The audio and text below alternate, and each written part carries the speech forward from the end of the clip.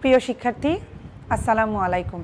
Rajshahi college কর্তৃক আয়োজিত online ভিত্তিক এই ক্লাস কার্যক্রমে আমার উচ্চ মাধ্যমিক শাখার সমাজবিজ্ঞানের দ্বিতীয় বর্ষের সকল ছাত্রছাত্রীকে আমার পক্ষ থেকে আন্তরিক অভিনন্দন এবং শুভেচ্ছা। আমরা গতদিনও ক্লাস করেছি। আমাদের গতদিনের ক্লাসের বিষয়টা আমি একটু রিভিউ করতে চাই। আমরা পড়েছিলাম সামাজিক পরিবর্তন, অর্থাৎ সামাজিক পরিবর্তন বলতে আমরা কি বুঝি সেটা আমরা পড়েছিলাম। আজকে আমরা যে বিষয় নিয়ে পাঠ দিতে যাচ্ছি, আমি যে বিষয় নিয়ে অর্থাৎ যে বিষয় নিয়ে আমরা আলোচনা করব, এখানে একটা চিত্র দেখা যাচ্ছে।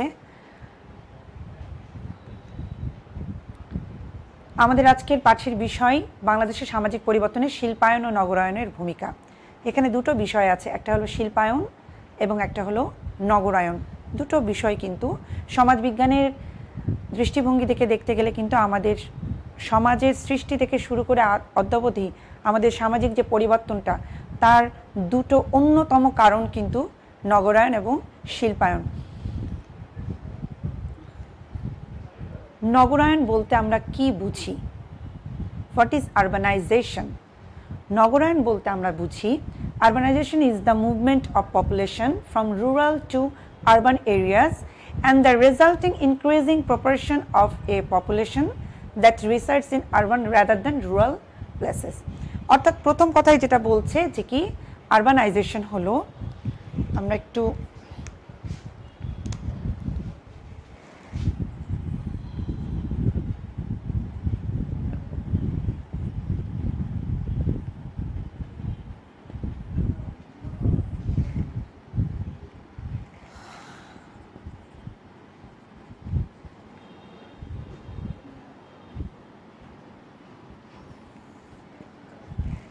আমরা বলছি আরবানাইজেশনটা হচ্ছে ওয়ান কাইন্ড অফ মুভমেন্ট, এবং এটা কি যেখানে কি করছে, গ্রাম অঞ্চল থেকে মানুষ দলে দলে শহরের দিকে গমন করছে। এখন আমরা যদি বলতে যাই যে শহরে গমন করার কারণটা কি, এবং দেখা যাচ্ছে তারা গ্রাম থেকে ধীরে ধীরে যখন শহরে এসে প্রত্যাবর্তন করছে কিংবা আসছে, তখন শহরের কিন্তু কি হচ্ছে, শহরের যে টোটাল প্যাটার্নটা, টোটাল স্ট্রাকচারে কিন্তু একটা চেঞ্জ আসছে। আমি এখানে দুটো পিকচার দিয়েছি, যেখানে দেখা যাচ্ছে একটা ঘনবসতি, অর্থাৎ শহরের একটা চিত্র যেখানে হাই রাইজিং বিল্ডিংগুলো আছে, এবং দেখা যাচ্ছে কি যে রাস্তাতে একটা জ্যাম, প্রচুর গাড়ি ঘোড়া। এটা একটা চিত্র। বলা হচ্ছে যে urbanisation is the movement of population, অর্থাৎ একটা জনসংখ্যা, নির্দিষ্ট জনসংখ্যা যখন গ্রাম অঞ্চলে বসবাসরত অবস্থায় কোনো কারণে আরবান এরিয়াতে অর্থাৎ শহর অঞ্চলে নিজেদেরকে নিয়ে যাচ্ছে, তখনই সেই প্রক্রিয়াটাকেই কিন্তু আমরা বলছি আরবানাইজেশন বা নগরায়ন, অর্থাৎ এটা একটা কিন্তু প্রক্রিয়া। এখানে লেভেল অফ আরবানাইজেশন, এখানে আর একটা স্থির চিত্র দেওয়া আছে। এখানে 2011 সাল পর্যন্ত দেওয়া আছে, 1951 থেকে 2011 সাল, অর্থাৎ মোট যদি এই বছরের গুলোতে আমরা দেখি তাহলে দেখব যে আরবানাইজেশনের মাত্রাটা কতটা বাড়ছে যত দিন যাচ্ছে, এবং আরবানাইজেশনের মাত্রাটাও কিন্তু বেড়ে যাচ্ছে। এখন আমরা আরেকটা বলেছি যে শিল্পায়ন। এখন শিল্পায়ন কাকে বলে? শিল্পের প্রসারটাকেই বলা হচ্ছে কিন্তু শিল্পায়ন। মানুষের বিভিন্ন প্রয়োজনীয় সামগ্রী উৎপাদন ও তৈরির জন্য বাণিজ্যিক ভিত্তিতে, একটা কথা কিন্তু ভালোভাবে বলা আছে, বাণিজ্যিক ভিত্তিতে কলকারখানা ও যন্ত্রপাতি স্থাপন করাকে শিল্পায়ন বলে। এটি মূলত একটি প্রক্রিয়া যা পৃথিবীকে প্রতিনিয়ত এক নতুন গতিতে এগিয়ে নিয়ে যাচ্ছে। সমাজ জীবন এখন শিল্প প্রযুক্তি নির্ভর। আমরা কিন্তু জানি যে শিল্পের বিকাশটা কিভাবে হয়েছে। আমরা যারা সোশিওলজি পড়েছি কিংবা আমরা যারা সমাজ এবং সভ্যতার ইতিহাস সম্পর্কে একটু আমাদের সম্যক ধারণা আছে, তারা আমরা জানি যে শিল্পের বিকাশটা কিভাবে ঘটেছে, এবং শিল্পায়ন কিন্তু সমাজকে একটা আভূত পরিবর্তন দান করেছে। আমরা যদি এর হিস্ট্রিটা একটু দেখি, আমরা কিন্তু প্রায়ই বলে থাকি যে সমাজের পরিবর্তন হয়েছে কিভাবে, এক অবস্থা থেকে অন্য অবস্থায়, যেটা আমি গতদিন আপনাদেরকে পড়িয়েছি যে এক অবস্থা থেকে অন্য অবস্থায় রূপান্তর, পরিবর্তন। আমরা যদি এখন সমাজের বিকাশটা দেখতে যাই তাহলে দেখব যে আদিম অবস্থা থেকে সমাজটা কিভাবে বিকশিত হয়ে বর্তমানের এই শিল্প সমাজে রূপান্তর হয়েছে। এটা কিন্তু একটা ছোট্ট গল্প আকারে আমি যদি আপনাদের সামনে বলি যে যখন মানুষ হান্টিং এবং ফুড হান্টিং এবং গ্যাদারিং সোসাইটিতে যখন ছিল, অর্থাৎ খাদ্য সংগ্রহ এবং শিকার ভিত্তিক সমাজে, তখন কিন্তু মানুষের জীবনযাত্রাও ছিল খুব সহজ সরল এবং সাবলীল। সেই সময় মানুষের মধ্যে কিন্তু কোনো সম্পত্তির ধারণা কিংবা ব্যক্তিগত কোনো সম্পত্তির ধারণা কিন্তু তখনও কিন্তু মানুষের মধ্যে জেগে ওঠেনি, যার ফলে মানুষের জীবনটা কি ছিল, অতিমাত্রায় সাধারণ এবং যেটাকে বলা হয় সাধারণ, জটিল না যেটাকে। তারপরে কি হয়েছে, সোসাইটিতে যখন মানুষ কৃষির আবিষ্কার করলো, কৃষিতে উৎপাদন ব্যবস্থা বৃদ্ধির সাথে সাথে মানুষ কি করতে লাগলো, উদ্বৃত্ত উৎপাদন মানুষকে পুঁজির দিকে আকৃষ্ট করলো, এবং এই পুঁজির বিকাশ যখন সাধন হলো তখনই কিন্তু মানুষ কি করলো, শিল্পের বিকাশের দিকে মানুষ মনোযোগ দিয়েছে। কারণ একটা সময় মানুষের জীবনযাত্রাটা ছিল এমন যে শুধুমাত্র খেয়ে পড়ে থেকে বেঁচে থাকাটাই তাদের কাছে জীবন ছিল, কিন্তু যখন তারা দেখলো যে তাদের খাদ্য উৎপাদন বেড়ে গেছে, উৎপাদন বেড়ে যাওয়ার ফলে তারা উদ্বৃত্ত উৎপাদন সংগ্রহ করছে, তখন স্বাভাবিকভাবে তাদের জীবনযাত্রা প্রণালীতে অনেক ধরনের পরিবর্তন এসছে। তাদের যে প্রতিনিয়ত জীবন ধারণের যে উপাদানগুলো, সেগুলোর চাহিদা বেড়ে গেছে। তারা ধীরে ধীরে সেই চাহিদাগুলো পূরণের জন্য অনেক রকমের পণ্য সামগ্রী তৈরি করেছে, কখনো কারুশিল্প তৈরি করেছে, কখনো যে তাদের যে প্রয়োজনীয় যে বিলাস বাসনের দ্রব্য সামগ্রী এগুলো তৈরিতে মনোনিবেশ করেছে। যার ফলে আমরা যদি গল্পের আকারেও দেখতে যাই যে সভ্যতাটা কিন্তু খুব দ্রুত বিকাশ লাভ করেছে, এবং এটার কারণ কিন্তু ছিল এবং আগে কি করতো, মানুষ গ্রামে থেকে ছুটে এসে মানুষ কি করতো, নগরায়ণ বলা হতো, নগরগুলোই গড়ে উঠেছিল কি, গঞ্জ যেগুলোকে আমরা বলছি, শহর কেন্দ্রিক যে জীবনটা গড়ে উঠেছিল নদীর পার্শ্ববর্তী এলাকায়। তার কারণে কিন্তু ছিল কিন্তু যোগাযোগ ব্যবস্থার একটা মানে যোগাযোগ ব্যবস্থার যে সুবিধাটা, সেটার কারণে কিন্তু দেখা যাচ্ছে নদী তীরবর্তী এলাকাগুলোতে কিন্তু শহরগুলো গড়ে উঠেছিল। আমার এটা বলার উদ্দেশ্য হলো যে শহরকে কেন্দ্র করে যেমন ঠিক নগরায়ণ, নগরকে কেন্দ্র করে যেমন শিল্পায়ন, আবার শিল্পায়নকে ঘিরে দেখা যাচ্ছে যে নগরের বিকাশ ঘটেছে। এরকম কিন্তু সভ্যতার ইতিহাসে আমরা অনেক ইতিহাস কিন্তু দেখতে পাই। আমরা যদি দেখতে পারি যে বিভিন্ন সব আমাদের রিনাউন্ড সভ্যতাগুলো, সেখানেও দেখবো যে একটা অনেক ধরনের কিন্তু একটা পরিবর্তন ঘটেছিল, যার পেছনে কিন্তু শিল্পায়নের একটা ভূমিকা রয়েছে। তাহলে এখানে কি হচ্ছে, মানুষের বিভিন্ন প্রয়োজনীয় সামগ্রী উৎপাদন করার জন্য যখন আমরা বাণিজ্যিক ভিত্তিতে কলকারখানা স্থাপন করছি, যন্ত্রপাতি স্থাপন করছি, তখনই সেটাকে বলা হচ্ছে শিল্পায়ন। বিজ্ঞান ও প্রযুক্তির অগ্রগতির ফলে 1860 থেকে ইংল্যান্ডে শিল্পায়ন শুরু হয় এবং শীঘ্র পশ্চিম ইউরোপ ও উত্তর আমেরিকা ছড়িয়ে পড়ে। নিঃসন্দেহে শিল্পায়নের দ্রুত হার মানব সমাজকে অর্থনৈতিক সমৃদ্ধি এনে দিয়েছে, সামাজিক অর্থনৈতিক কাঠামোতে নতুন ব্যাপ্তি এনে দিয়েছে এবং শিল্পে উন্নত দেশগুলোর জনগণকে বস্তুগত আরাম আয়েশ এনে দিয়েছে। কিন্তু এর ফলে কি হয়েছে, বহুবিধ সমস্যার সৃষ্টি হয়েছে। অর্থাৎ আমরা যদি শিল্প বিপ্লবের কথা বলতে যাই, তাহলে আমরা দেখবো যে জেমস ওয়াট যখন বাষ্পীয় ইঞ্জিনটা আবিষ্কার করেছে, তখনই কিন্তু ধীরে ধীরে ইঞ্জিন এবং যন্ত্রচালিত সমাজ ব্যবস্থার যে সূচনা, সেটা কিন্তু শুরু হয়ে গিয়েছে। এবং এই 16 শতাব্দী থেকে শুরু করে আমরা যদি দেখি সপ্তদশ শতাব্দী, এই সময়গুলোতে দেখা যাচ্ছে কি সমাজের একটা আমূল পরিবর্তন এসেছে, যেটাকে আমরা যখন বলছি যে সংস্কৃতির কিন্তু আমরা সবসময় আমরা কিন্তু এটা জানি যে সংস্কৃতির দুটো দিক। আমি এর আগেও আপনাদেরকে বলেছি এবং আমাদের যে অন্যান্য স্যার ম্যাডামদের ক্লাসেও আপনারা কিন্তু জেনেছেন যে সংস্কৃতি কাকে বলে। সংস্কৃতির দুটো রূপ।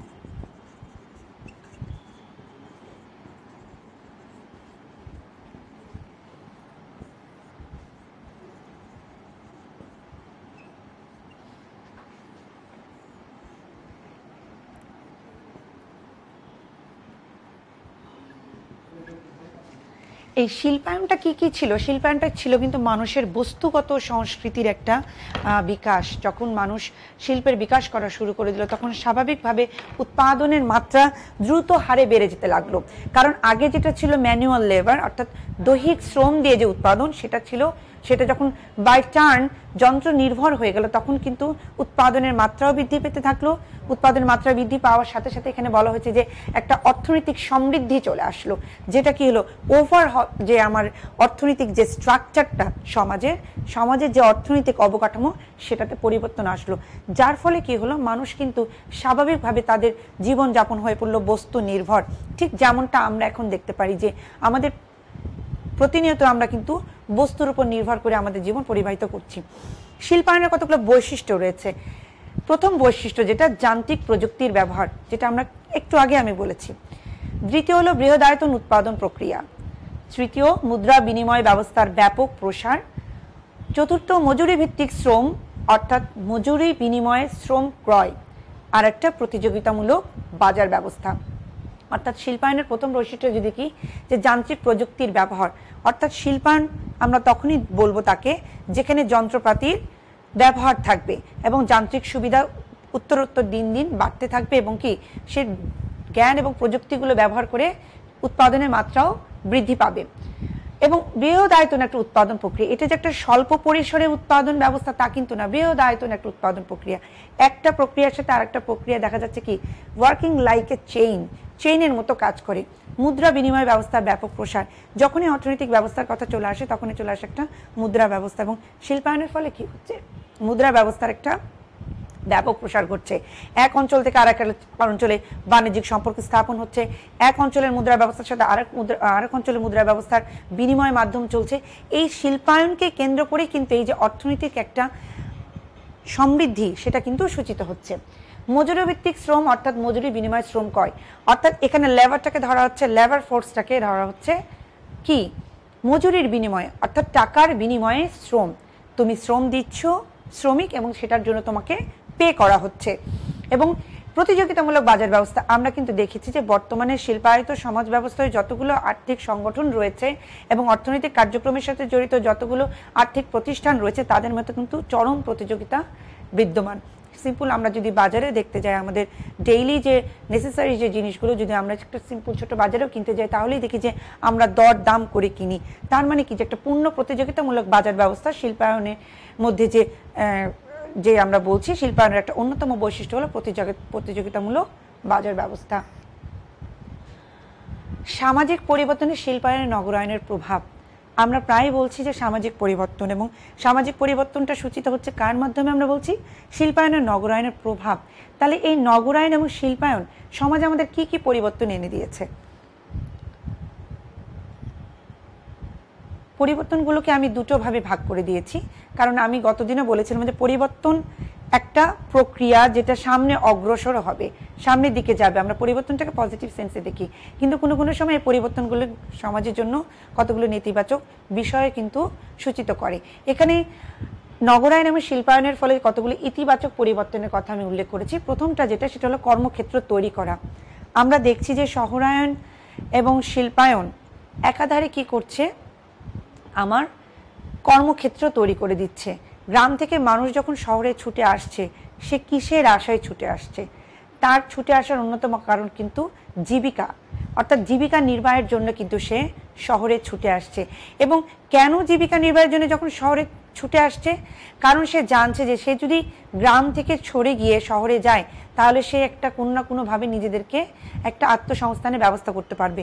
আমরা যদি আমাদের গ্রামীণ অর্থনীতির দিকে তাকাই তাহলে দেখব যে কিন্তু আমরা যে বলি আমরা কৃষি প্রধান দেশ, এখানে আমাদের অধিকাংশ গ্রামগুলো কিন্তু কৃষির উপর নির্ভর করে তাদের সমাজ ব্যবস্থা, তাদের অর্থনৈতিক ব্যবস্থা অর্থাৎ তাদের উৎপাদন ব্যবস্থা অতিমাত্রায় কিন্তু কৃষির উপর নির্ভরশীল। সেখানে কৃষি পেশার সাথে সম্পৃক্ত থাকা ছাড়া অন্য কোনো পেশার সাথে নিজেকে পেশাগত বৈচিত্র্যতা কিন্তু সেখানে কিন্তু খুঁজে পাওয়া যায় না। অর্থাৎ বেশিরভাগ পেশায় কিন্তু কৃষির উপরে নির্ভরশীল।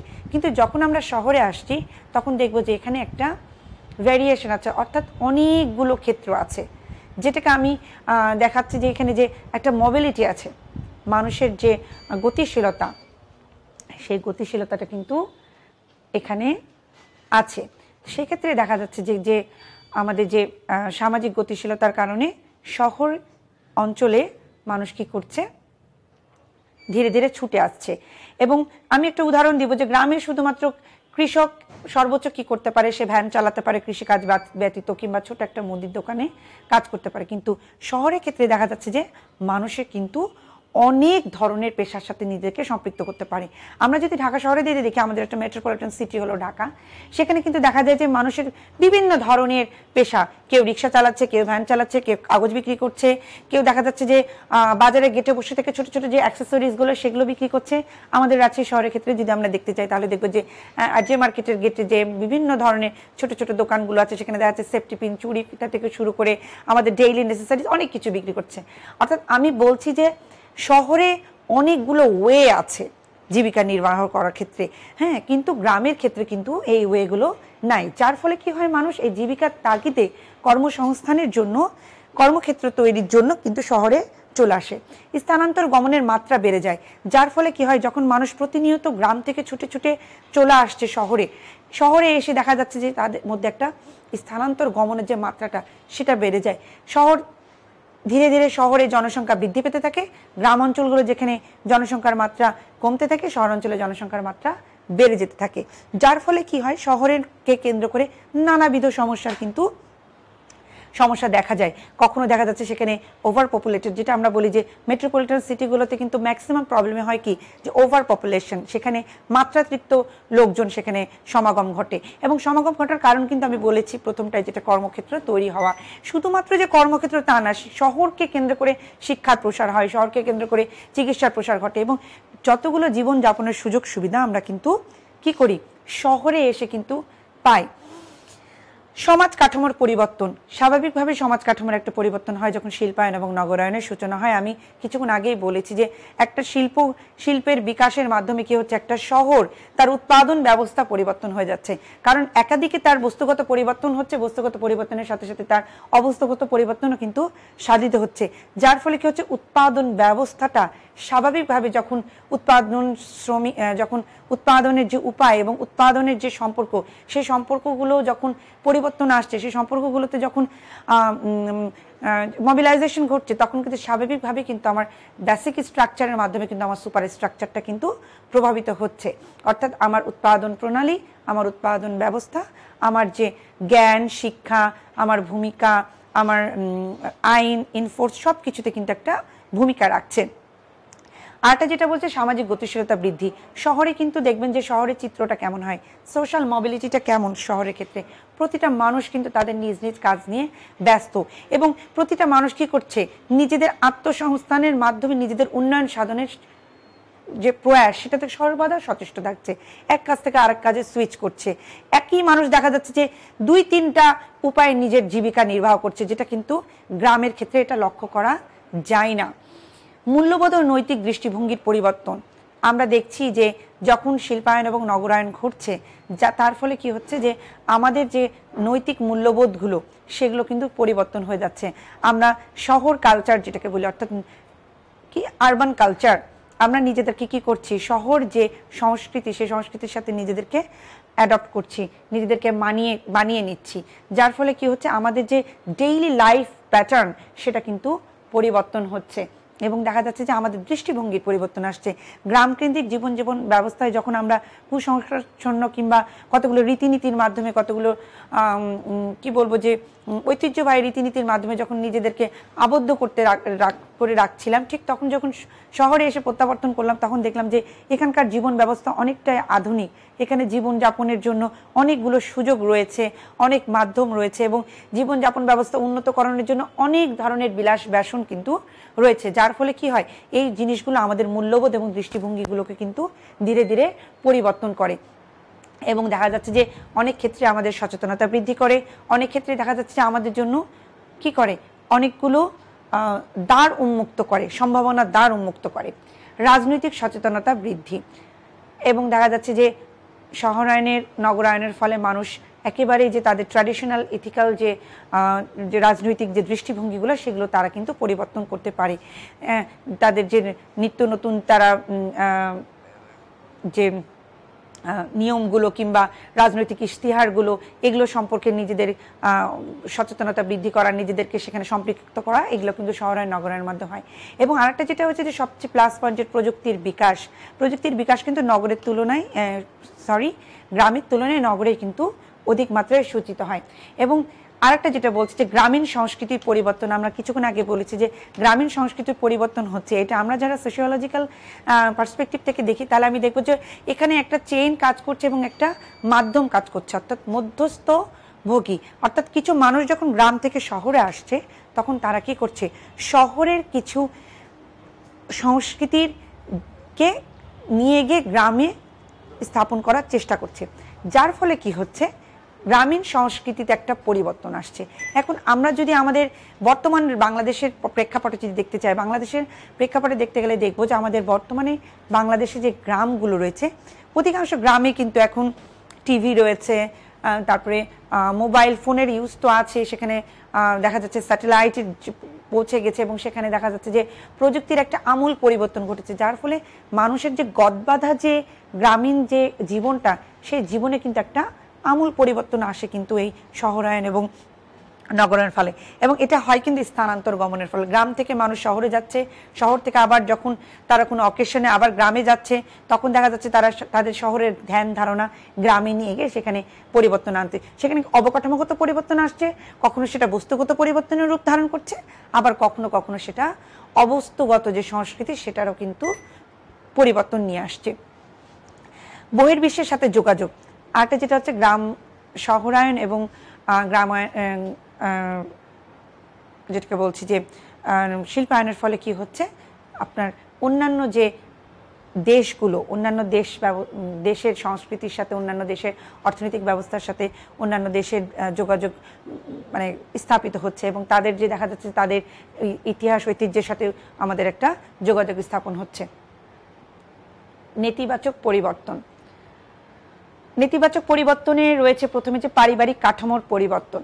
পারিবারিক কাঠামোর পরিবর্তন হচ্ছে কিভাবে, আমরা যারা বাংলাদেশে বসবাস করি সেক্ষেত্রে কিন্তু আমাদের দেখবো যে আমাদের গ্রামীণ কাঠামোর দিকে তাকাতে গেলে দেখা যাবে সেখানে একটা নিটল যে একটা পরিবেশ, সেটা কিন্তু আমরা চিন্তা করছি। এখানে পারিবারিক কাঠামো বলতে বোঝাচ্ছে যে বাবা মা ভাই বোনদের মধ্যে যে আত্মিক সম্পর্কটা, সেটা কিন্তু পরিবর্তন হচ্ছে। আমরা কিন্তু আগে আমাদের কি ছিল, বর্ধিত পরিবার ছিল এবং বর্ধিত পরিবারে দেখা যাচ্ছে আমরা বাবা মা ভাই বোন দাদা দাদি সহকারে সবাই কিন্তু আমরা একসাথে থেকেছি, যার ফলে যেটা হয়েছে যে একজনের সাথে আরেকজনের যে কমিউনিকেশন, সেই কমিউনিকেশনের মাধ্যমে কিন্তু তাদের সোশ্যালাইজেশন, শিশুদের সোশ্যালাইজেশনটাও কিন্তু সেভাবে হয়েছে।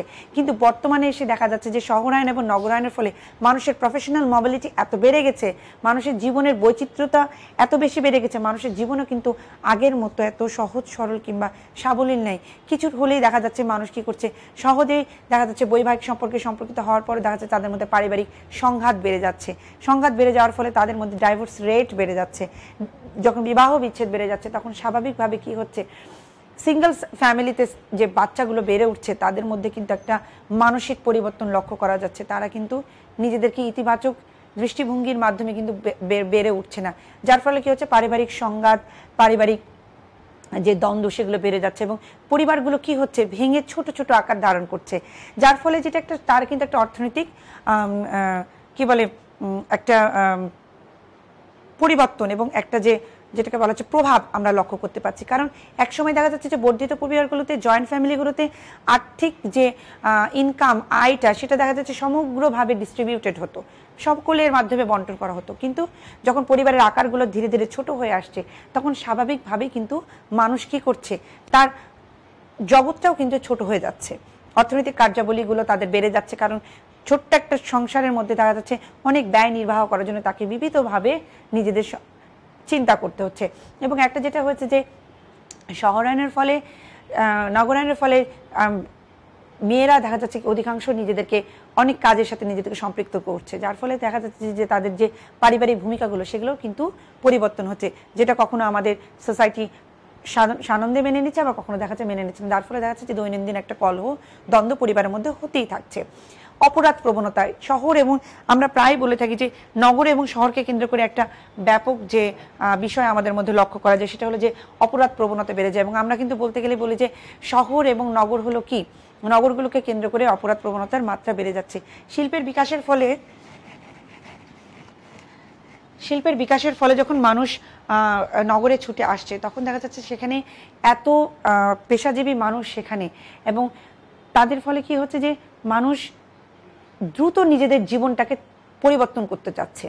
এই পরিবর্তন যখন তারা দ্রুত করতে যাচ্ছে, স্বাভাবিকভাবে দেখা যাচ্ছে যে তারা স্বাভাবিক যে সেই স্বাভাবিক ওয়েতে কিন্তু তারা সে জীবনটা পরিবর্তন করতে পারছে না।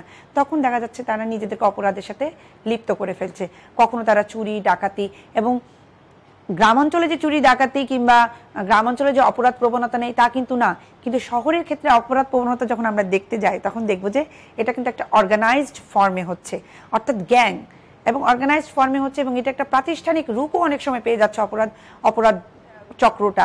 এবং তারা নিজেরা এককভাবে যে অপরাধ করে তারা মানে পার পাচ্ছে না, এমনকি পাচ্ছে না, দেখা যাচ্ছে অর্গানাইজড হইতে তারা কিন্তু সে অপরাধগুলো করে নিজেদের জীবিকা নির্বাহ করার সুযোগ পাচ্ছে। পরিবেশ দূষণ, এটাও কিন্তু একটা অন্যতম কারণ। শিল্পায়ন এবং নগরায়নের ফলে আমরা দেখছি যে পরিবেশ দূষিত হচ্ছে। আমরা কিন্তু দেখছি বিশ্ব প্রেক্ষাপটে এখন কিন্তু পরিবেশ দূষণের মাত্রাটা অনেক বেড়ে গেছে, এবং তার প্রধান কারণই হলো কিন্তু কার্বন ইমিশন। কার্বন ইমিশনের কারণ হচ্ছে কি, যে আমাদের শিল্পায়ন এত মাত্রায় বেড়ে গেছে, যার ফলে আমরা যে প্রকৃতির উপরে এত মানে অত্যাচার করছি কিংবা নিষ্পেষণ করছি, এটা কিন্তু আমরা একবারও ভাবছি না। যার ফলে কি হচ্ছে, আমাদের পরিবেশটা দূষিত হচ্ছে। গ্রিন হাউস ইফেক্ট, তারপরে আমরা যেটা বলছি যে বাতাসে কার্বন ডাই অক্সাইডের মাত্রা বেড়ে যাওয়া, সীসা, লেড, এগুলো কি করছে, অহরহ আমাদের পরিবেশটাকে দূষিত করছে। বায়ু দূষণ করছে, শব্দ দূষণ করছে, পানি দূষণ করছে, মাটি দূষণ করছে। এই দূষণগুলোর কিন্তু সার্বিক কারণ যদি আমরা দেখতে যাই, তাহলে ঘুরে ফিরে কিন্তু দেখবো যে আমরা এর পেছনে রয়েছে কিন্তু শিল্পায়ন, এবং শিল্পায়নকে কেন্দ্র করে একটা হিউজ ক্লাস পিপুল যারা বসবাস করছে, তারাই দেখা যাচ্ছে জীবনকে উপভোগ করার সাথে সাথে তারা কি করছে, এই পরিবেশটাকেও কিন্তু দূষিত করছে। আমরা যদি এখন উদাহরণ হিসেবে দেখছি, পরিবেশ দূষণকে কেন্দ্র করে দেখা যাচ্ছে পুরো ওয়ার্ল্ডে কিন্তু এখন বিভিন্ন কার্যক্রম গ্রহণ করছে, তারা বিভিন্ন কার্যক্রম সূচিত হচ্ছে। কোনো দেশ তাদের জন্য গ্রিন ট্যাক্স নির্ধারণ করা হয়েছে, যে ট্যাক্সের আলোকে দেখা যাচ্ছে, কারণ এটা একটা এত বেশি একটা ভাস্ট আকারে হচ্ছে এবং এত ব্যাপক একটা কারণ পরিবেশ দূষণটা শিল্পায়ন এবং নগরায়নের ফলে, যে এটাকে কিন্তু আমরা সহজেই একটার সাথে আরেকটা কানেক্টেড করতে পারি। সাংস্কৃতিক পশ্চাৎপদ, সাংস্কৃতিক পশ্চাৎপদ, এটা এই বিষয়টাকে আমি একটু বুঝাতে চাই। সেটা হলো যে আমি কিছুক্ষণ আগে যেটা বললাম যে বস্তুগত এবং অবস্তুগত সংস্কৃতি। এখন আমি যদি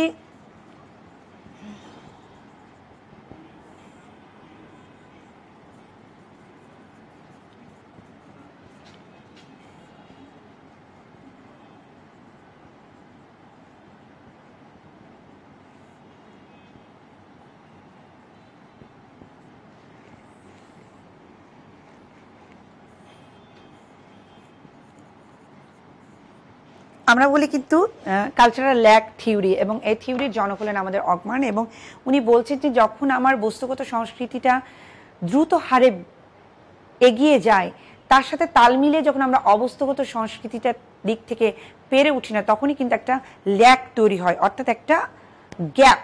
এই গ্যাপটাকে কিন্তু আমরা বলছি কি পশ্চাৎপদতা, অর্থাৎ সংস্কৃতির বস্তুগত দিকটা বেড়ে যাচ্ছে, সমাজের যে প্রযুক্তিগত উন্নয়ন সেটা অনেকখানি এগিয়ে গেছে, কিন্তু তার সাথে নিজেদেরকে যে আত্মস্থ করা, নিজেদেরকে অভ্যস্ত করা, এই জিনিসটা কিন্তু আমরা করতে পারছি না।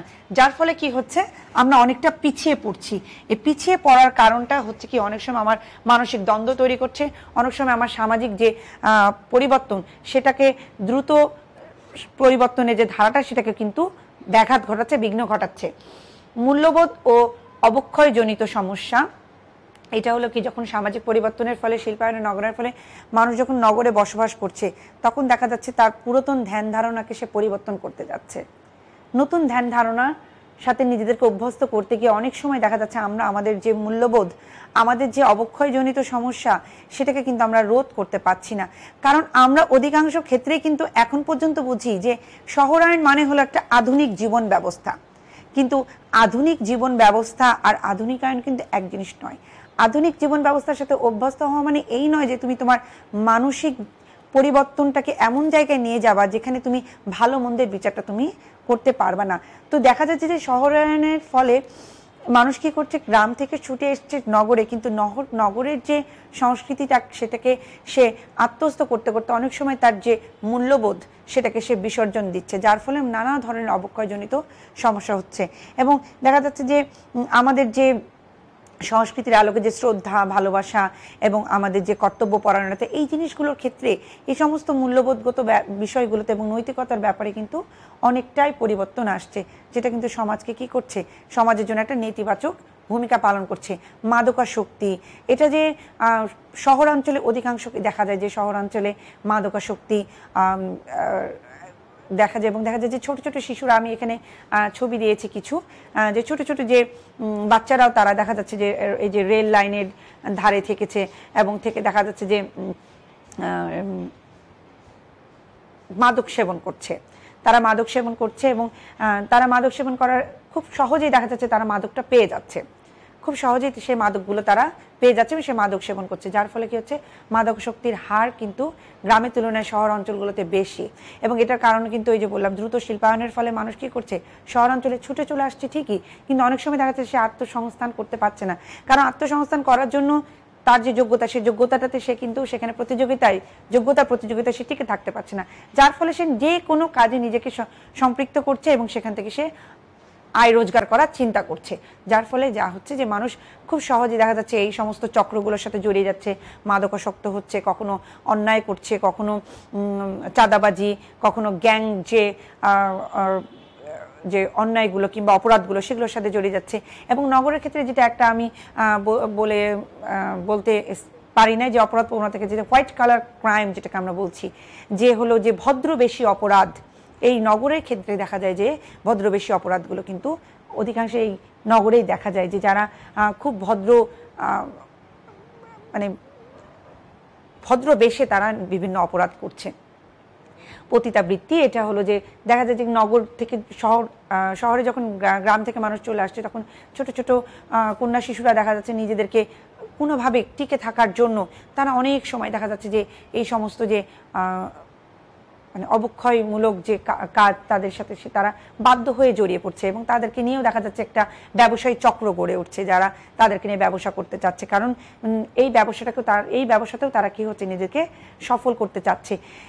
বাসস্থান সমস্যা, এটা কিন্তু শহরের অঞ্চলে একটা শহরায়নের ক্ষেত্রে একটা অতিমাত্রা একটা বড় সমস্যা বলে আমি মনে করি, যে এই যে বাসস্থান সমস্যা অধিকাংশ ক্ষেত্রে দেখা যায় যে শহরগুলোকে কেন্দ্র করে কিন্তু আমাদের বস্তি সমস্যা দেখা যায়। এবং আমাদের ঢাকা শহর, রাজশাহী শহর এবং চট্টগ্রাম, এই তিনটা শহরের যদি আমরা একটা অনুপাত বলতে যাই তাহলে দেখব যে ঢাকা শহরে বস্তির সমস্যাটা প্রায় 37%, যেখানে রাজশাহী শহরে সেটা 3% কিংবা 3%, আবার চট্টগ্রাম নগরীতে গিয়ে দেখা যাচ্ছে সেটা আরও একটু বেশি রাজশাহীর চাইতে, কিন্তু ঢাকার চাইতে একটু কম, এটা 27, অ্যাপ্রক্সিমেটলি 27 কিংবা 28%। অর্থাৎ এই যে বাসস্থানের সমস্যা, বস্তির সমস্যা কিন্তু নিজেই একটা সামাজিক সমস্যা, সেটা শহরে অধিক জনসংখ্যার কারণে হোক, শহরে যোগাযোগের মাধ্যমের কারণে হোক, কিংবা শহরে যে আপনার যে সামাজিক যে গতিশীলতা, কাজের যে গতিশীলতা কিংবা কর্মপরিধি বিস্তারের কারণে, যে কোনো কারণেই আমরা যদি বলতে যাই তাহলে বস্তির সমস্যা কিন্তু স্বয়ং নিজেই একটা সামাজিক সমস্যা। যানবাহন দুর্ঘটনা, গোলযোগ ও সংঘাতজনিত সমস্যা, এই সমস্যাগুলো কিন্তু শহরাঞ্চলে বেশি দেখা যায়। যেমন আমরা দেখেছি যে এখানে একটা চিত্র দেওয়া আছে যে একটু বৃষ্টিপাত হলে সেখানে দেখা যাচ্ছে যে সেখানে ড্রেনেজ সিস্টেমের দুর্বলতার কারণে, সেখানে পয় নিষ্কাশন ব্যবস্থার দুর্বলতার কারণে অতি সহজেই সেখানে পানি জমে যাচ্ছে। পানিটা জমে যাচ্ছে কিন্তু সেটার সাথে আত্মস্থ মানুষের ডেইলি যে জীবনটা, সেই জীবনটা কিন্তু হ্যাম্পার্ড হচ্ছে। আবার আরেকটা দেখা যাচ্ছে যে এই যে রেল ক্রস করছে, আমি দেখছি যে একটা বাচ্চা রেল লাইনের ধার ধরে যে এই যে বস্তি গুলো গড়ে উঠছে, এটা কিন্তু অনেক সময় দেখা যাচ্ছে বিভিন্ন ধরনের দুর্ঘটনা কিন্তু ঘটে। আমরা এর আগেও কিন্তু আমরা নিউজ পেয়েছি যে ঢাকা শহরে এরকম রেল ক্রসিংয়ে অনেক দুর্ঘটনা হয়েছে, যার ফলে কিন্তু অনেকে যান চলে গেছে কিংবা অনেকে মারা গিয়েছে এবং একটা পরিবারে যখন কোনো দুর্ঘটনা ঘটে সেটা কিন্তু একটা সারা জীবনের জন্য কিন্তু একটা কি নিয়ে আসে, একটা প্রভাব কিন্তু থেকেই যায়। আর একটা যেটা যে গোলযোগ, শহরকে কেন্দ্র করে বিভিন্ন হরতাল, অনশন, গন্ডগোল, দ্বন্দ্ব, আন্দোলন, এই জিনিসগুলো কিন্তু আমরা শহরের কেন্দ্রে কিন্তু আমাদের হয়ে থাকে। তথ্য প্রযুক্তি আমাদের সিলেবাসেই ছিল, আমাদের চ্যাপ্টারে আছে অষ্টম চ্যাপ্টারে যে তথ্য প্রযুক্তি কি এবং তথ্য প্রযুক্তির ফলে আমাদের তথ্য প্রযুক্তির যে প্রভাবটা আমাদের সোসাইটিতে সামাজিক পরিবর্তনে। এখানে বলেছে যে information technology is often used to describe computers and computer networks. It actually includes all layers of all systems within an organization, from the physical hardware to the operating systems, applications, databases, storage, servers and more. এখন আমরা যেটা বলছি যে এই যে আমরা এখন বর্তমানে যে ক্লাসটা করছি, এই যে আমাদের এই কার্যক্রমটা অনলাইন ক্লাস ভিত্তিক, অনলাইনে ক্লাস, অর্থাৎ এই তথ্যটাকে সবার কাছে পৌঁছে যাচ্ছে কি একটা মাধ্যম। তো যখন আমরা তথ্য প্রযুক্তির কথা বলি তখন কিন্তু দুটো জিনিস চলে আসে, একটা হলো কম্পিউটার এবং একটা হলো কম্পিউটার নেটওয়ার্ক। অর্থাৎ তথ্য প্রযুক্তি যে শুধু আবার কম্পিউটার এবং কিংবা কম্পিউটার নেটওয়ার্ক তা কিন্তু না, এর সাথে জড়িত যাবতীয় সিস্টেমটাকে কিন্তু আমরা তথ্য প্রযুক্তি বলছি। বাংলাদেশের সামাজিক পরিবর্তনে তথ্য প্রযুক্তির প্রভাব, এখানে বেশ কয়েকটা চিত্র দেওয়া আছে।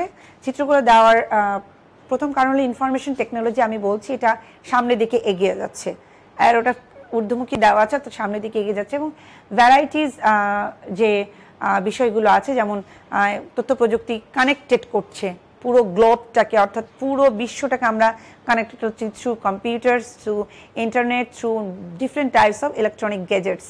প্রথম যেটা চিত্র আছে impact of technology on society, হ্যাঁ সেখানে একটা চিত্র দেওয়া আছে, আপনারা লক্ষ্য করেছেন কিনা।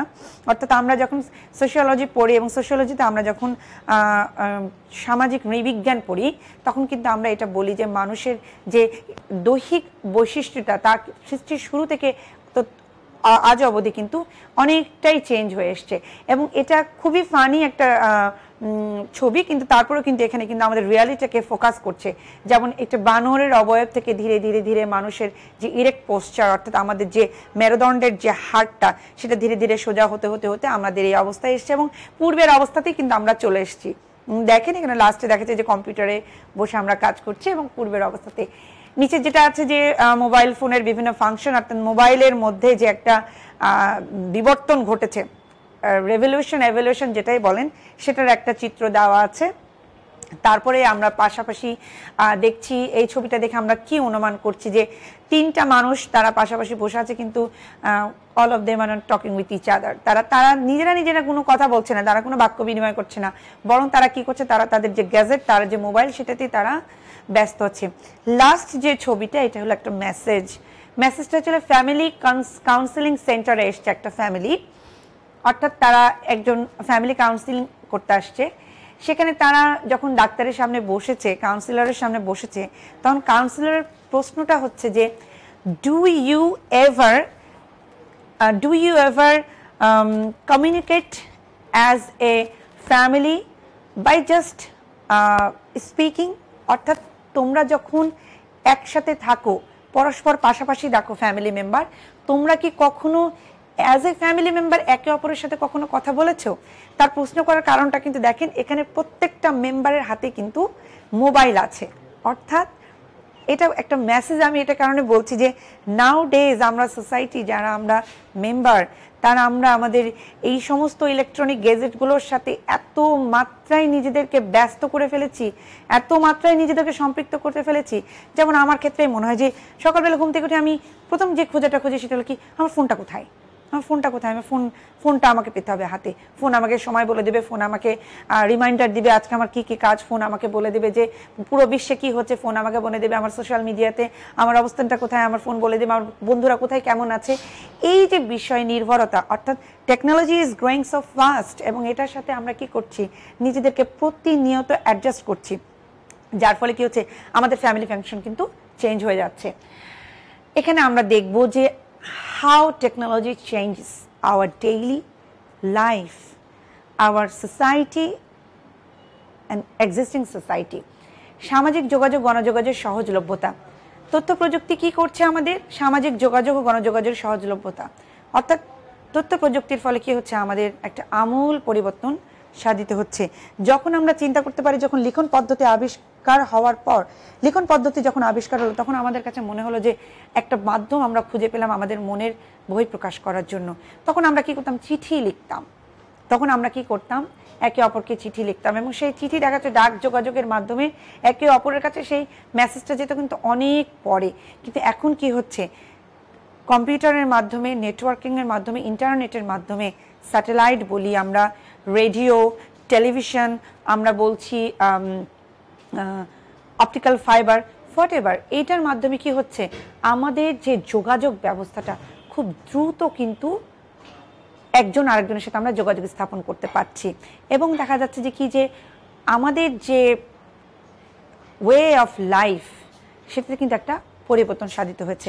আমরা যেমন দেখব যে আমরা যখন এক জায়গা থেকে আরেক জায়গাতে যাই, যখন কোনো সেতু কিংবা কোনো ব্রিজ পার হই তখন দেখবেন যে সেখানে যে ইলেকট্রনিক ফাংশন একটা থাকে, সেখান থেকে টোল প্রদান করা, টোল নেওয়া, সব কিছু কিন্তু ইলেকট্রনিক ফাংশনের মাধ্যমে। আমরা এখন টিকিটিং করছি, অর্থাৎ টিকিট কালেক্ট করছি কম্পিউটারের মাধ্যমে, আমরা সেখানে পে করছি কম্পিউটারের মাধ্যমে। সো এই যে একটা চেঞ্জ, সো এটা কিন্তু অনেক বড় করে কিন্তু আমরা ভাবতে পারি যে মানে টেকনোলজিটা কতটা পরিবর্তন নিয়ে এসছে বর্তমান সোসাইটিতে।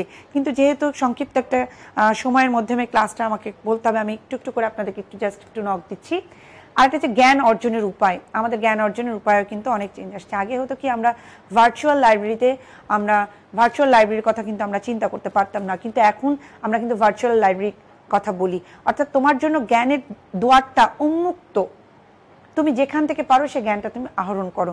শুধুমাত্র যে কতগুলো হার্ড কপি তোমার সামনে আছে তা কিন্তু না, সফট কপি দিক থেকে তোমার জ্ঞানের অর্জনের যে উপায়টা অনেকটা চেঞ্জ হয়ে গেছে। আমরা ইন্টারনেট থেকে তথ্য নিচ্ছি, তথ্য একে অপরের সাথে আদান প্রদান করছি, তথ্যগুলো নিজেদের মাধ্যমে উপস্থাপন করছি। মূল্যবোধের পরিবর্তন, একটা মূল্যবোধের পরিবর্তন এসছে আমাদের, এবং সে পরিবর্তনটা কি আমরা যেহেতু একটু বলছি যে তথ্য প্রযুক্তি কি করছে আমাদের যোগাযোগ মাধ্যমটার মধ্যে আমূল চেঞ্জ এনে দিয়েছে। এবং কি হচ্ছে যে আমরা কি হচ্ছে গ্লোবালি কানেক্টেড হচ্ছি, পুরো বিশ্বময় তাদের সমাজ, তাদের সংস্কৃতি, তাদের খাদ্যাভ্যাস, তাদের অর্থনীতি, তাদের রাজনৈতিক চর্চা, সমস্ত কিছুর সাথে কিন্তু আমরা প্রতিনিয়ত পরিচিত হচ্ছি থ্রু ইন্টারনেট। তখন আমাদের স্বাভাবিকভাবে আমাদের যে ডেইলি যে আমাদের ধ্যান ধারণাটা, দৈনন্দিন ধ্যান ধারণায় কিন্তু অনেক পরিবর্তন আসছে। আমরা দেখা যাচ্ছে অনেকগুলো মূল্যবোধ পরিবর্তন করে ফেলছি, যেটা হয়তো বা আমাদের সংস্কৃতির সাথে সম্পৃক্ত, কখনো কখনো অন্য সংস্কৃতির সাথে সম্পর্ক। এবং মূল্যবোধের পরিবর্তন কখনো ইতিবাচক পরিবর্তনে নিয়ে আসছে, কখনো নেতিবাচক পরিবর্তন। এখন আমরা ক্ষেত্রে দেখা যাচ্ছে যে আমরা স্টুডেন্টরা যারা আছি, যারা আমরা শিখছি, তারা কি হচ্ছে আমাদের বলা হয় যে মোটিভেশনাল চেঞ্জ নাওডেজ, এটা কিন্তু একটা আমার কাছে মনে হচ্ছে এটা কিন্তু ওয়ান কাইন্ড অফ বিজনেস। হ্যাঁ, যে মোটিভেশনাল চেঞ্জের জন্য অনেকে অনেক স্পিচ দিচ্ছে, ব্লগিং দিচ্ছে, এবং এগুলো কিন্তু কি হচ্ছে আমাদের শিল্পায়ন নগরায়নের দ্রুত পরিবর্তন যেমন আমাদের জীবনকে দুর্বিষহ করে দিয়েছে, আমাদের মধ্যে দ্বন্দ্ব সংঘাত বাড়িয়ে দিয়েছে, ঠিক তেমন কিন্তু আমাদের মানসিক প্রশান্তির জায়গাও কিন্তু করে দিয়েছে।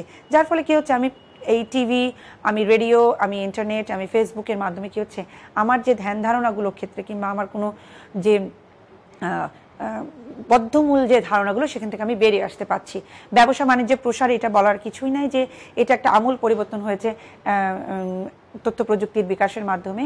এবং আমরা বলেছি যে যেটা কমার্স সেটা সূচিত হচ্ছে, ব্যবসা বাণিজ্যের প্রসার ঘটেছে কিভাবে, যে আগে ছিল যে ব্যাংক বিমাগুলোতে ব্যাংক কার্যক্রমগুলো যেটা ম্যানুয়ালি লেবারের মাধ্যমে হতো এবং কার্যক্রমগুলো ছিল খুব ধীর গতি সম্পন্ন, সেখানে খুব দ্রুত গতিতে কিন্তু এখন কার্যক্রমগুলো সম্পাদিত হচ্ছে, সমস্ত কিছু কম্পিউটারাইজড হয়ে গেছে এবং তথ্যভিত্তিক এত ফাস্ট হয়ে গেছে এবং এত বেশি কালেকটিভ এবং সুচারুরূপে সম্পন্ন করা হচ্ছে, যার ফলে কি হচ্ছে ব্যবসা বাণিজ্যের প্রসার ঘটছে। এবং দেখা যাচ্ছে খুব দ্রুত আমরা শুধুমাত্র যে উইদিন দ্য কান্ট্রি তা না, উইদিন দি ওয়ার্ল্ড, অর্থাৎ পুরো বিশ্বের সাথে কিন্তু আমরা এই যোগাযোগটা স্থাপন করতে পারছি। শেয়ার বাজারের বর্তমান অবস্থা কি, বাংলাদেশের শেয়ার বাজারের বর্তমান অবস্থার সাথে চট করে আমরা কিন্তু পার্শ্ববর্তী দেশগুলোর শেয়ার বাজারের অবস্থান কেমন, এগুলো কিন্তু আমরা এই যোগাযোগ ব্যবস্থার উন্নয়নের ফলে কিন্তু তথ্য প্রযুক্তির মাধ্যমে আমরা এটা জানতে পারছি। নতুন নতুন কাজের সন্ধান হচ্ছে, এটা কিন্তু খুব আমরা এখন এটা উপভোগ করি। যেমন নতুন নতুন কাজের সন্ধান আমি যেটা দেখি যে অনেক ক্ষেত্রে আমরা এখন কম্পিউটারাইজ কিংবা তথ্য আদান প্রদানকে কেন্দ্র করে অনেকগুলো ওয়ে কিন্তু তৈরি হয়েছে। এবং কীরকম, যেমন অনেকেই ছোট ছোট কাজ শিখে দেখা যাচ্ছে যে একটু টাইপিং করা শিখছে, কখনো হয়তো বা যেমন এই যে মোবাইলের ছোট ছোট দোকানগুলোতে আপনার যে মানি ট্রান্সফারিং করা হচ্ছে যেটাকে বলা হচ্ছে, সেটাকে ছোট ছোট যে ক্ষুদ্র ব্যাংকের যে ব্রাঞ্চের যে ইয়েগুলো, তারা বিভিন্ন ছোট ছোট ইয়ের মাধ্যমে পকেট যে দোকানগুলোর মাধ্যমে দেখা যাচ্ছে তারা সে সেবাগুলো সেবা দেওয়ার চেষ্টা করছে এবং দেখা যাচ্ছে কাজের অনেকগুলো সন্ধান এসছে। এই তথ্য প্রযুক্তির বিকাশে কিন্তু মানুষের কাজের যে ক্ষেত্রটা সেটাকে কিন্তু অনেকটা বাড়িয়ে দিয়েছে। তারপর আমরা যেটা দেখব যে আর্থিক লেনদেনের সুবিধা কি হয়েছে, যে আমরা অর্থের লেনদেন করছি কিভাবে থ্রু ইন্টারনেট। এবং আমরা দেখেছি যে বিকাশ অ্যাপের মধ্যে বিভিন্ন অ্যাপ্লিকেশনস আমরা ইউজ করছি। এবং অনেকদিন আগে আমি বলতে পারছি না, ডেইলি স্টারে পড়েছিলাম যে অন্যান্য দেশে যে সমস্ত দেশগুলো শিল্পায়নের দিক থেকে এবং আধুনিকায়নের দিক থেকে অনেকটাই এগিয়ে গিয়েছে, তারা দেখা যাচ্ছে যে তাদের আর্থিক লেনদেনটা আরও দ্রুত। আমরা যেমন বিকাশ অ্যাপ ইউজ করছি, কিংবা আমরা মোবাইল ব্যাংকিং করছি, কিংবা আমরা যে রকেট, যেটাকে আমরা প্রায় ডাচ বাংলা রকেট ট্রান্সফারিং বলছি, সেখানে দেখা যাচ্ছে যে ওরা এই সমস্ত ভিসা কার্ড কিংবা যে এগুলো মানে আর্থিক লেনদেনের ক্ষেত্রে তারা এত বেশি ফাস্ট। তারা দেখা যাচ্ছে গুগল থেকে কিংবা অ্যাপল এই টাইপের অনেকগুলো সফটওয়্যারের মাধ্যমে তারা দেখা যাচ্ছে খুব দ্রুত তারা কিন্তু মানি ট্রান্সফারটা করতে পারছে, যেটা কিন্তু স্বাভাবিকভাবে আমাদের অর্থনীতির যে সচলতাটা সেটা কিন্তু বাড়িয়ে দিয়েছে। এবং অর্থনৈতিক যে লেনদেনের সুবিধাটা কিন্তু কি হচ্ছে, অর্থনীতির যে বিস্তারটা সেটাও বৃদ্ধি করছে, এবং একাধারে অর্থনৈতিক বিস্তারের সাথে সাথে অর্থনৈতিক প্রবৃদ্ধিও কিন্তু নিশ্চিত করছে। শিক্ষার ক্ষেত্রে পরিবর্তন, শিক্ষার ক্ষেত্রে কিন্তু একটা আমূল পরিবর্তন এসছে আমাদের এই টেকনোলজির কারণে, তথ্য প্রযুক্তির কারণে। এবং এইটাকে সামনে রেখে 2010 সালের যে আমাদের শিক্ষানীতি ছিল সেটাকে পরিবর্ধন করে 2012 সালে শিক্ষানীতিটাকে পরিমার্জন করে ষষ্ঠ শ্রেণী থেকে দশম শ্রেণী পর্যন্ত সকলের জন্য, সকল শিক্ষার্থীদের জন্য কিন্তু তথ্য ও প্রযুক্তি এই কোর্সটা কিন্তু দেওয়া হয়েছে, যাতে মানে গভর্নমেন্টও চাচ্ছে, সরকারও চাচ্ছে যে তুমি একেবারে ইনিশিয়াল লেভেল থেকে তুমি এই কম্পিউটার, তারপরে ইন্টারনেট, তারপরে বিভিন্ন হার্ডওয়্যারের যে অ্যাক্সেসরিজ, সেগুলোর সাথে তুমি নিজেকে পরিচিত হও এবং সেগুলোর সাথে নিজেকে অ্যাডপ্ট করো। এখন সংস্কৃতির ক্ষেত্রে একটা যেটা বলি যে বস্তুগত অবস্তুগত, এটা কিন্তু অবস্তুগত বিষয়টা কিন্তু পুরোটাই কিন্তু কি হচ্ছে, একটা অভিযোজন মাত্রার মাধ্যমে কিন্তু হচ্ছে। অর্থাৎ আমি কতটা নিজেকে বস্তুগত ধ্যান ধারণার সাথে, বস্তুগত জিনিসগুলোর সাথে নিজেকে আমি আত্মস্থ করতে পারছি। তো এক্ষেত্রে দেখা যাচ্ছে শিক্ষার ক্ষেত্রে অনেক পরিবর্তন এসছে। আমরা মাল্টিমিডিয়ার ক্লাসরুম করেছি, আমরা মাল্টিমিডিয়ার মাধ্যমে ক্লাস করছি, যারা আমরা শিক্ষার সাথে নিজেরাও সম্পৃক্ত, তারাও দেখা যাচ্ছে বিভিন্ন ওয়েতে আমরা আপনাদের মাধ্যমে শিক্ষাটা প্রচার করতে পারছি। এবং দেখা যাচ্ছে যে এখনও যে সমস্ত যে অনলাইন ভিত্তিক যে ক্লাস হচ্ছে, অনলাইন ভিত্তিক হলো শপিং হচ্ছে, অর্থাৎ জীবনটা পুরোটাই কিন্তু দেখা যাচ্ছে কোনো না কোনোভাবে তথ্য প্রযুক্তির উপর একেবারেই নির্ভরশীল হয়ে পড়েছে। চিকিৎসা ক্ষেত্রে পরিবর্তন আমরা দেখতে পাচ্ছি, চিকিৎসা ক্ষেত্রে পরিবর্তন আসছে। আমরা এখন অনেক চিকিৎসা বিজ্ঞান অনেক এগিয়ে গেছে তথ্য প্রযুক্তির কারণে। এবং আমাদের যে এখন আমরা যে বর্তমান মহামারী, এই সময় দেখা যাচ্ছে আমরা যে ভ্যাকসিনের জন্য ওয়েট করছি, সেক্ষেত্রেও দেখা যাচ্ছে যে চিকিৎসা বিজ্ঞানটা কিন্তু অনেকটা এগিয়ে গেছে এই তথ্য প্রযুক্তির উপর ভিত্তি করে।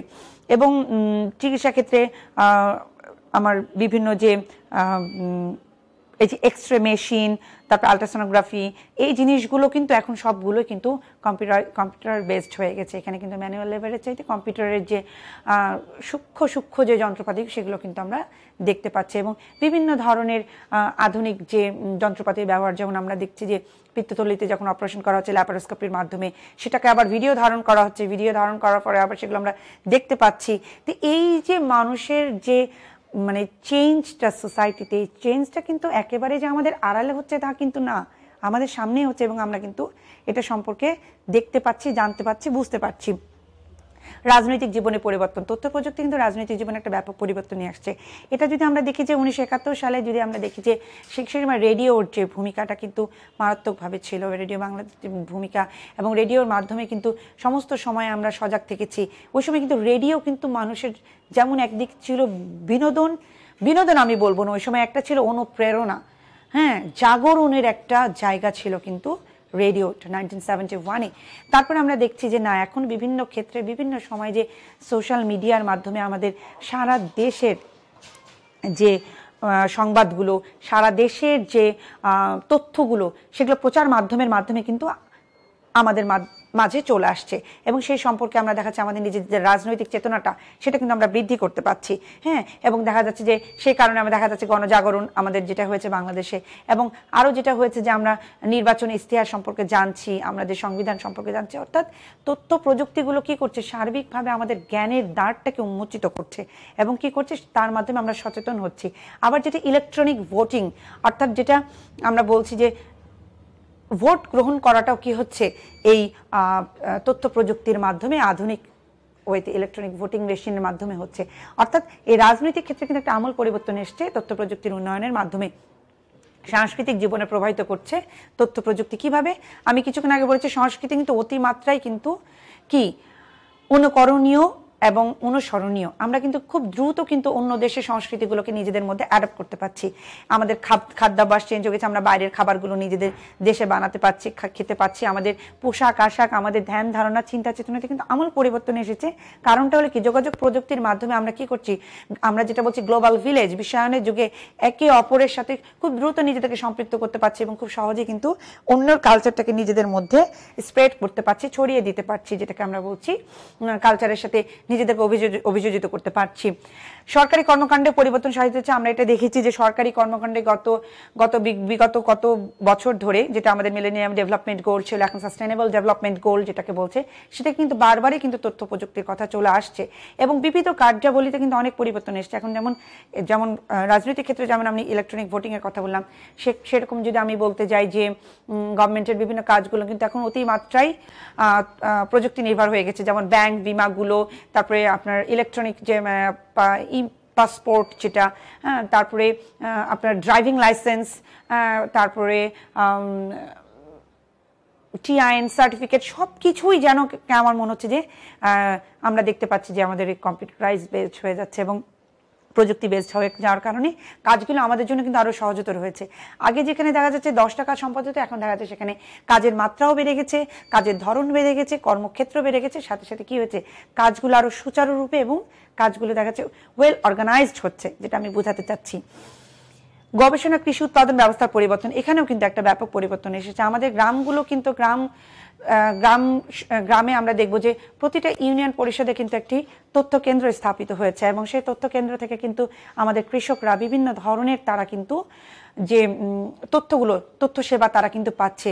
বিভিন্ন দেশে, বিভিন্ন মানে শহরাঞ্চলগুলোতে কিংবা গবেষণাগারগুলোতে যে গবেষণা হচ্ছে ফসল নিয়ে, উন্নত জাত নিয়ে, উন্নত কীটনাশক ব্যবহার নিয়ে, এবং দেখা যাচ্ছে মৎস্য সম্পদ, কখনো কৃষি সম্পদ, এই সম্পর্কিত জ্ঞানগুলো কৃষকরা কিন্তু খুব সহজেই তথ্য প্রযুক্তির জ্ঞানের বিকাশের মাধ্যমে তারা পাচ্ছে। কারণ প্রতিটা মানুষের হাতে হাতে কিন্তু এখন মোবাইল পৌঁছে গিয়েছে। আমরা কিন্তু বলছি ডিজিটাল বাংলাদেশ। সো এই বাংলাদেশ গড়ার যে প্রয়াস বর্তমান সরকারের, সেই প্রয়াসের সাথে সাথে কিন্তু আমরা তাল মিলিয়ে চলছি। অর্থাৎ মোবাইলের মাধ্যমে সমস্ত সময় দেখা যাচ্ছে আমরা সেই তথ্যগুলো পাচ্ছি। এবং শিক্ষাক্ষেত্রে আমি যেটা বলতে ভুলে গেছি, শিক্ষাক্ষেত্রের পরিবর্তনের একটা বিশাল পরিবর্তন কিন্তু আমরা এই যে আমরা ইন্টারনেটে বসে থেকে আমরা ফর্ম পূরণ করছি, আমাদের ভর্তি কার্যক্রম সম্পাদন করতে পারছি, কাজগুলো কিন্তু অনেক সুদিং হয়ে গেছে, অনেক স্মার্ট হয়ে গেছে। কিন্তু তো এই যে তথ্য প্রযুক্তির ব্যবহার আমাদের দৈনন্দিন জীবনে আমাদের জীবনকে কিন্তু অনেকটাই পরিবর্তন করেছে। আমরা আজকে পড়লাম শিল্পায়ন, আমরা পড়লাম আজকে নগরায়ন। শিল্পায়ন এবং নগরায়নের ফলে আমাদের এক্সিস্টিং সোসাইটির একটা চেঞ্জ। আবার কি পড়লাম আমরা পড়লাম তথ্য প্রযুক্তি কি, তথ্য প্রযুক্তির ফলে আমাদের সমাজে কি পরিবর্তনটা এসেছে এবং সে পরিবর্তনটা আমাদেরকে তাড়িত করছে। আমাদের একটা আমূল পরিবর্তন যেমন সূচিত হয়েছে, ঠিক আরও ইতিবাচক পরিবর্তনের দিকে কিন্তু আমরা এগিয়ে যাচ্ছি। অর্থাৎ আমরা বলছি যে আমাদের বাংলাদেশটাকে যখন আমরা তথ্য প্রযুক্তির আলোকে দেখতে চাচ্ছি, তাহলে দেখবো যে আগামী 10 বছর কিংবা 20 বছর একটা অপার সম্ভাবনায় বাংলাদেশের আশা প্রত্যাশা কিন্তু আমরা করতেই পারি। এখন আপনাদের জন্য একটা কাজ আছে। কাজটা হলো যে আমরা দেখব যে বাংলাদেশের প্রেক্ষাপটে তথ্য প্রযুক্তির ক্ষতিকারক দিকগুলো। আমি শুধু কিন্তু ইতিবাচক দিকগুলো আপনাদের সামনে উল্লেখ করেছি, ক্ষতিকারক দিকগুলো কিন্তু উল্লেখ করিনি। এটা আপনারা বাসায় বসে থেকে একটু আপনারা অবজার্ভ করবেন যে বাংলাদেশের তথ্য প্রযুক্তির এই ক্ষতিকারক দিকগুলো কিভাবে তথ্য প্রযুক্তি আমাদের ক্ষতির দিকে নিয়ে যাচ্ছে। আজকে সবাইকে ধন্যবাদ আমার ক্লাসটা করার জন্য। আমার মনে হয় আপনারা সবাই ভালো থাকবেন, সুস্থ থাকবেন এবং নিজেরা পড়াশোনার সাথে সম্পৃক্ত থাকবেন।